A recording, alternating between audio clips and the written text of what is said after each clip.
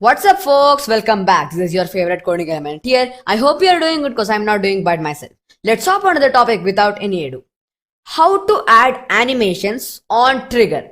If you want to jump, while you are jumping, you want a sound to play. If you touch something, you want a sound to play. How to do this? It is extremely simple, just a few lines of code, so let's hop in.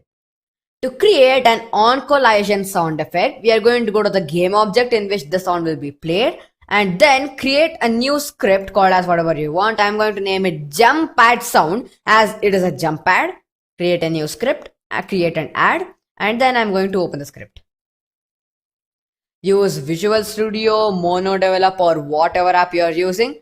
You're just going to delete the lines, useless lines over here, and delete both of us because we don't need it. Now we are going to create a new thing called as public audio source, and we are going to name it as jump sound. What is this? Public means it will be shown in the inspector panel. Audio source is the sound we are going to play, and jump sound is the name. We are going to create a new void over here. Void on collision. Enter. Collision.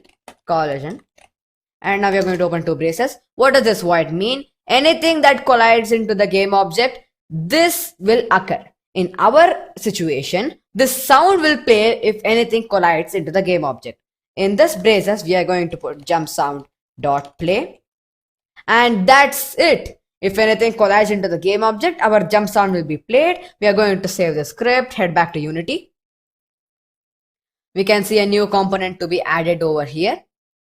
Click the game object. Go down and you can see there is a jump sound none audio source. What we're going to do here is take our sound effect. If you have a sound, then just drag it into the hierarchy and put it in the game object. If you don't have a sound, just make one or read it from a website. It doesn't matter. Go down, put the sound over here, and let's check if it works.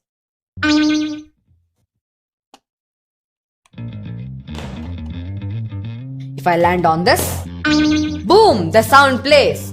Extremely easy, right? I think most of you noticed that at the start of the game, the same sound played, but we don't want that. So we go to the hierarchy game object and cancel this play on awake. This makes the sound not play at the start of the game. And now, if we start the game, the sound doesn't play at the start. So simple. So guys, I hope you enjoyed this video. If you like the video, like it, share it, and do all the stuff. Just keep learning. Peace.